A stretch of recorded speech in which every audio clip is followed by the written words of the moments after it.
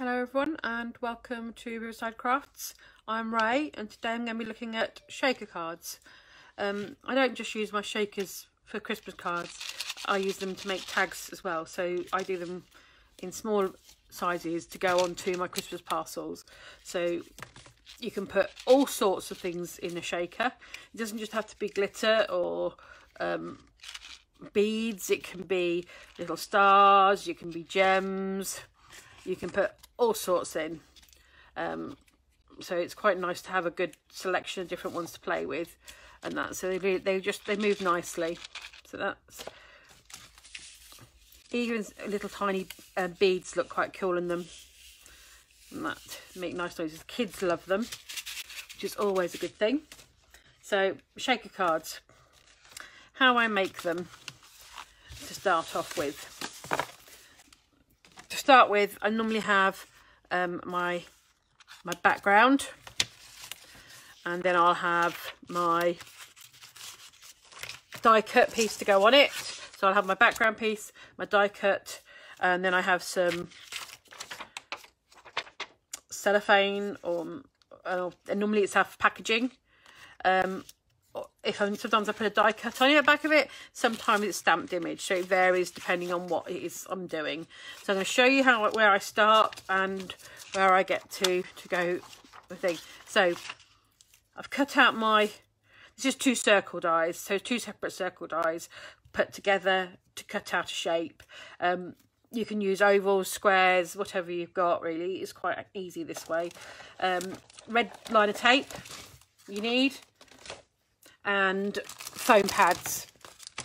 These are the foam pads I like to use. These are Crafter's Companion. They're 3mm thick, and they are 12mm by 6mm. So I'll show you how I use those in a bit.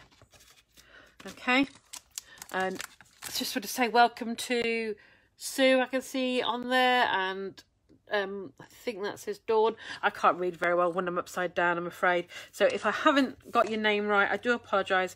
If you have any questions, please leave them in comments and I will get back to you as soon as I can at the end.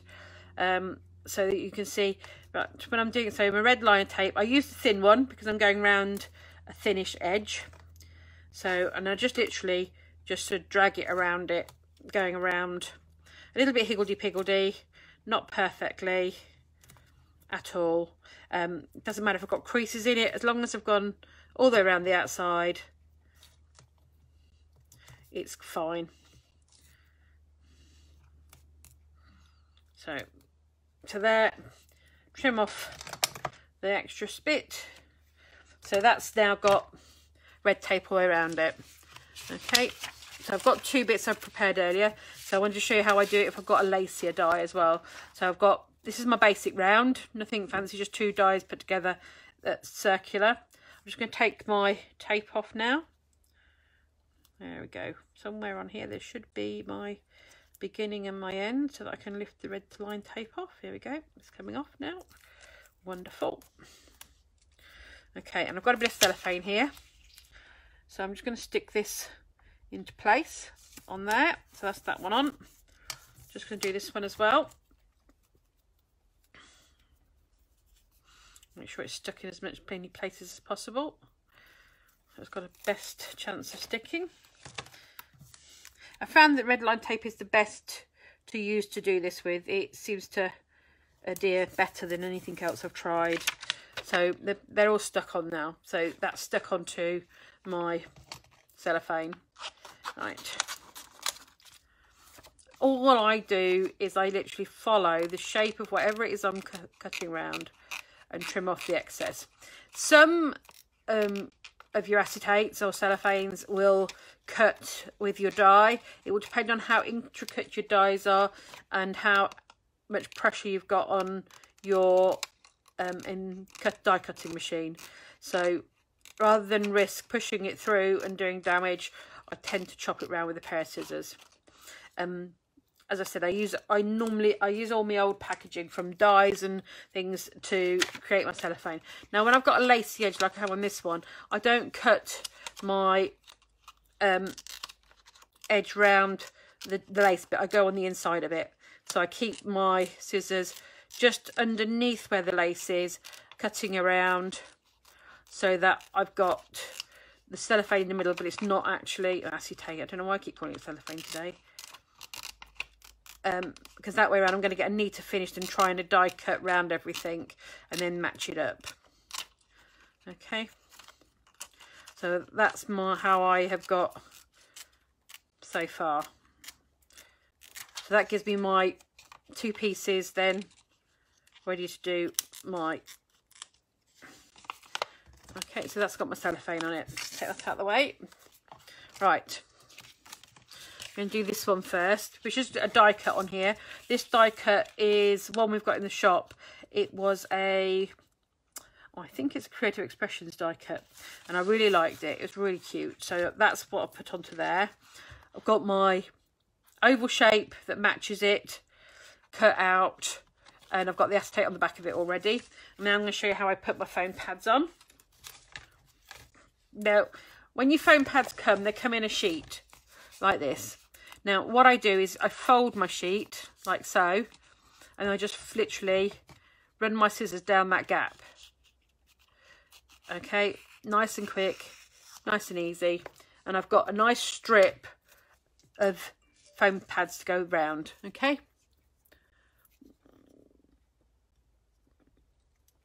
So, hello again, and thank you for those who've just joined me. It's very nice. Right, I should take the first one off and put it in place. Because what I'm going to do is I'm going to take the back strip and gradually put it back so that I can place these as close to the one before as I can. And I'm just going to pull the back strip piece out so that it's constantly going round and laying me down the next one, but as tight to the one that I had before. And I found that this is my quickest and my neatest way of going round to do my putting my foam pads in place. Okay, so that's done that row.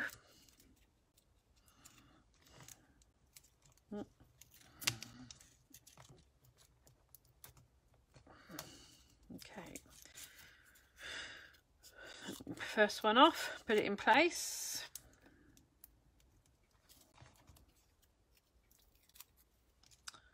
Putting them all off now.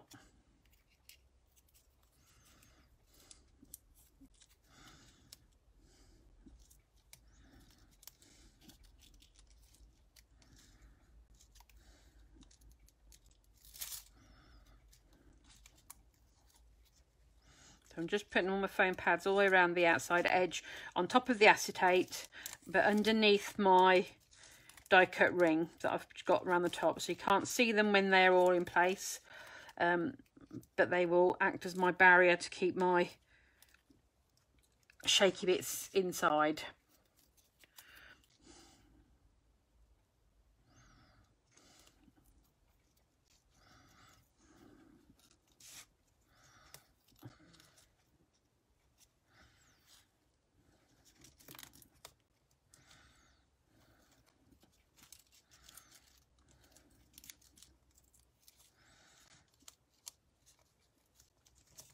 Okay, right, so that's my shaker bit in place. If you can see some and you're not happy with it, your positioning, just trim them off on the back of it, and you can trim them back down so that they're not seen without too much difficulty. It's normally just the fact that they are your actual bits a bit thin. What you're doing, that's not a problem. You just trim off any excess quite happily. There we go. Done. So now that's ready to go onto there. Before I do that though, and before I put my glitter bits in, I need to get this all wiped out. This is a chalk bag.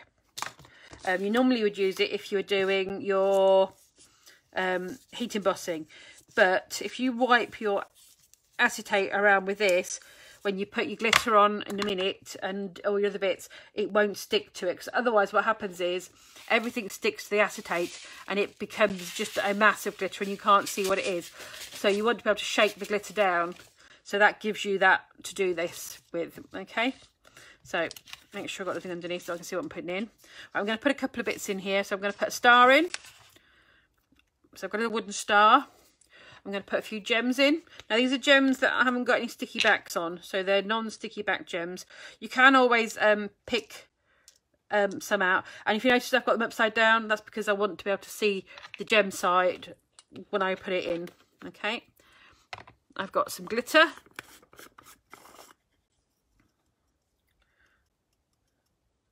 Which has got bits of paper in it and all sorts. So I'm going to sort that out in a second. Just drop some in there. Just so it come out. There it is. There we go. Just make sure there's nothing else in it. No, that's fine. So that's the glitter in. I'm going to put a few little glass beads in. Mainly because glass beads make an absolutely amazing noise. So I'm not going to put a lot in. I'm only putting a few in just because if I put too many in, it sort of does a bit. But a few make it a really nice noise. Okay. So now I'm going to take my foam pad, the sticky off the top of the foam pads, which is just normal. Go around, take them all off.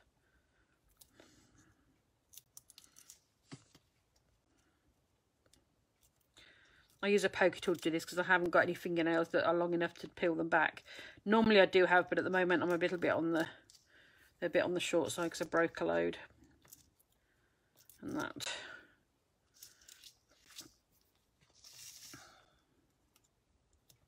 One of the good things about shaker cards is they appeal to everybody. It doesn't matter what their age is, they all like them. And they'll all sit there and shake it when they first get it. And it'll make them smile.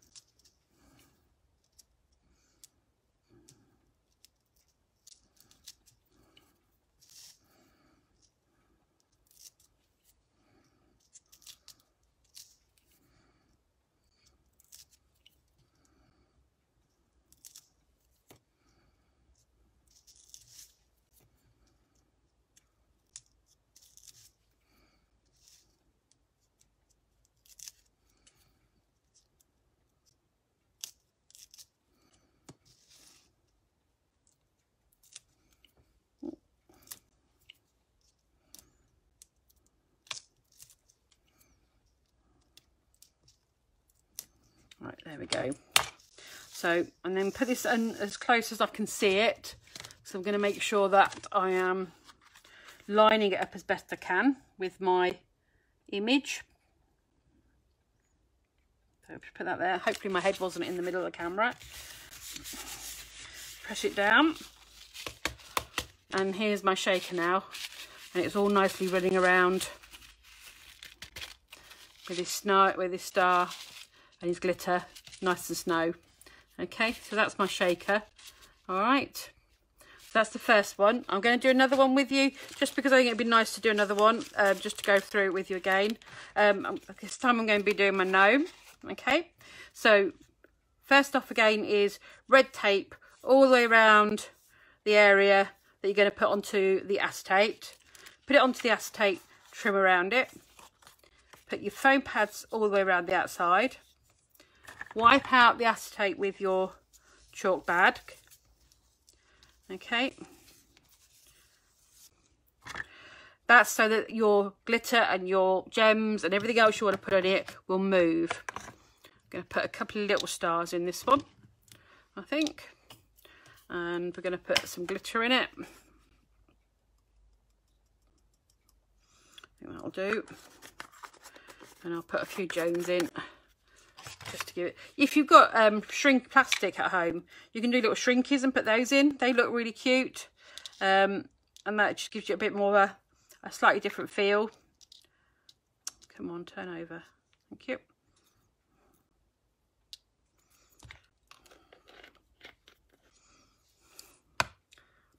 Right. Now, as I mentioned, the foam pads that I like to use, these are 3mm thick, and they are 12 mils by 6. So they're a nice long thin foam pad. I like the 3mm thick ones because then I can put like the little wood embellishments in without any problem. The thinner pads, you sort of you can put glitter in, but you can't put much else in there because you're going to start messing around with your thicknesses to get things to move. But the 3mm ones, they work beautifully. Okay, so I'm just going around again. This stamp is last year's Christmas gnome stamp. I'm waiting for some new gnomes. They're due in any time, and I can't wait to see the new gnomes. So, because I absolutely loved them last year, so I thought I'd get my old gnome out to pay homage to the new ones that are on their way. So keep your eye out on in the shop for the new ones that are coming. I know Caroline was ordering them, so. And that, because I must admit, I quite like the gnomes. I don't know that. Oh, that's Alexa speaking to us now.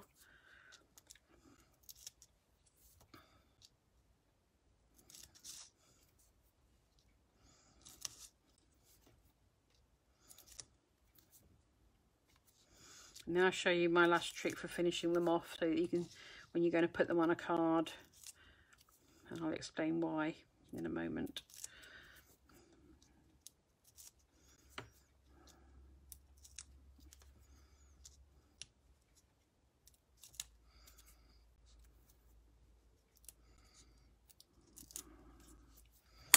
Okay, just put my circle on, line it up, put the pressure on it, make it so it's all the way around the outside edge. And there we go, my gnome. He's got that. Move him about it, there we go.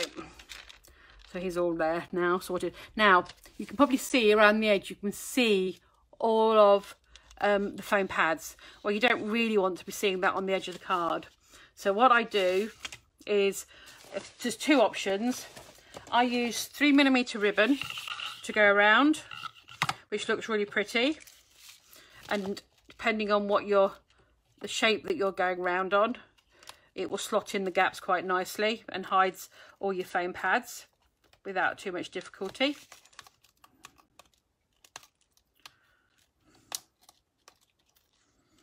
And you just literally go round putting it in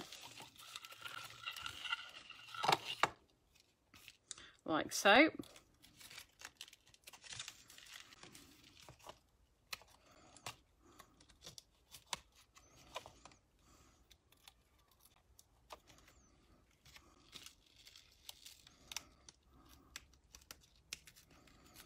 Okay, cut off my excess.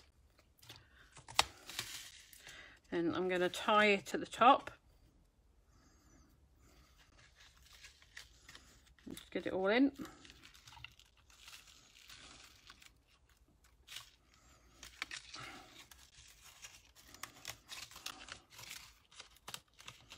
Right, now I want my bow bit to be as close to the centre as I can get it, so I'm going to be fairly sort of central on as much as I can be.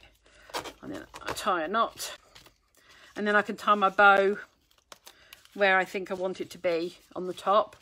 So that's one way of covering up my foam pads. The other way I like to do it, which works really well if you've got a more sort of slightly more countrified one, depending on what you're doing, is to go around it with some garden twine, and that hides it nicely.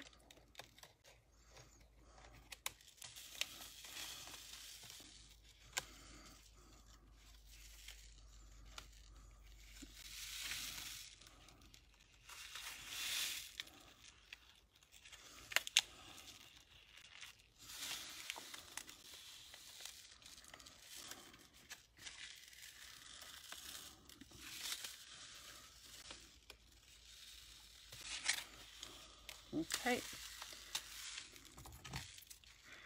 trim it off, a little bit of glue,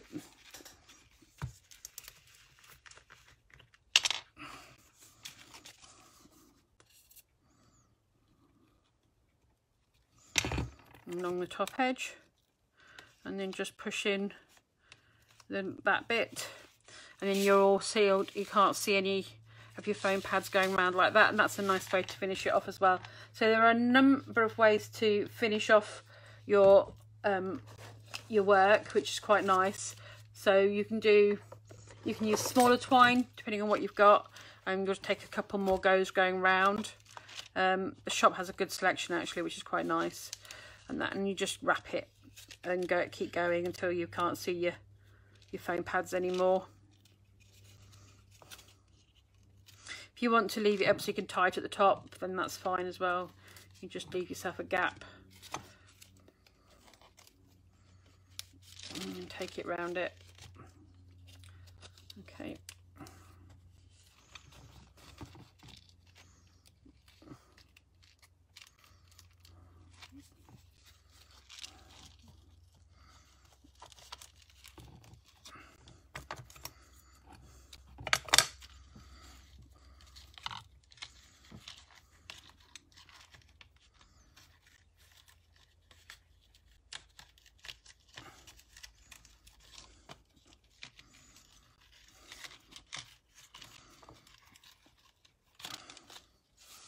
Okay, and just put a little bow on the top.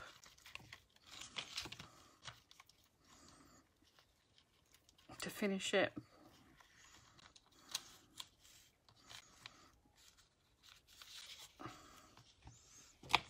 Like so. So there's 3 ways to finish it off then.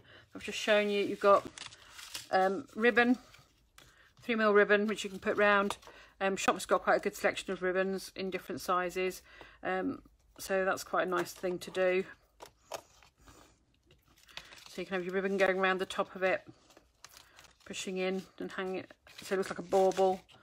You've got it wrapped round with your rope. You can cut yourself off 3mm strips of card and wrap round it quite happily as well. So I tend to use ribbon because I tend to use them as a tag. So I tend to use ribbon. The writing, by the way, is me. I hand write round them with a white gel pen or with a black fine liner.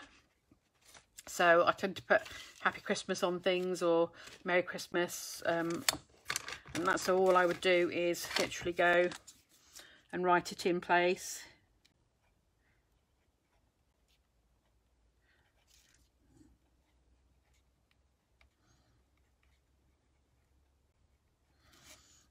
And I put a dot on either side normally.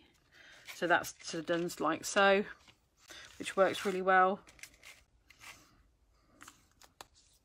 There's not much point putting one on that one because it's already got it on it. And that, so like on, I've got a blue one that I've just done. It's Nam.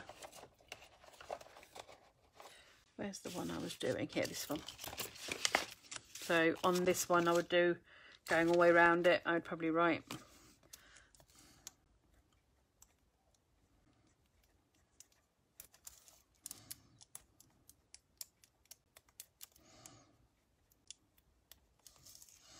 leave a gap.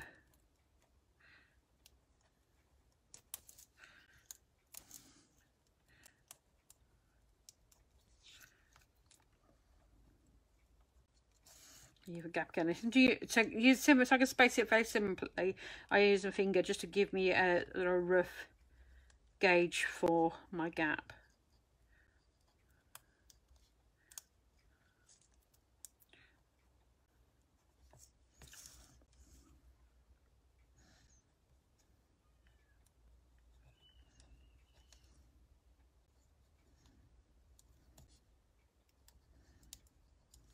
So I've got here, and then I'm just going to do some stars. So I'm just doing a cross and filling them in, and that works quite well, going around the edges of it. And then that gives me my edge of my, same as what I've just done here, same type of thing again on this one. So I hope that's been helpful and interesting, a little bit different. So you can put, like I said, you've got a good selection of different ones, different sizes and different shapes and finishes here, so that so you can see that you can play quite happily with what you're doing. There's no, it's got to be this size with it. You do what you fancy as you fancy. The 3mm foam pads give you enough depth to be able to put your glitter and your gems in. By putting your chalk bag over your acetate before you start, it means that whatever you put in it will move freely, so it'll stop, it won't stick. So this one's got some Polar White Flower Soft in it, which sort of like flurries down a bit more like snow a bit, so you can really have a play. And that one thing I will tell you is when you're doing this, cut out the larger circle first and then put your die on for the middle one, because if you happen to get your dies they happen to move too close to each other, you can damage your dies. So do it in 2 separate pieces. Don't try and put them all through at the same time to cut your holes, because you'll end up with it going wrong on you and you'll end up with a problem.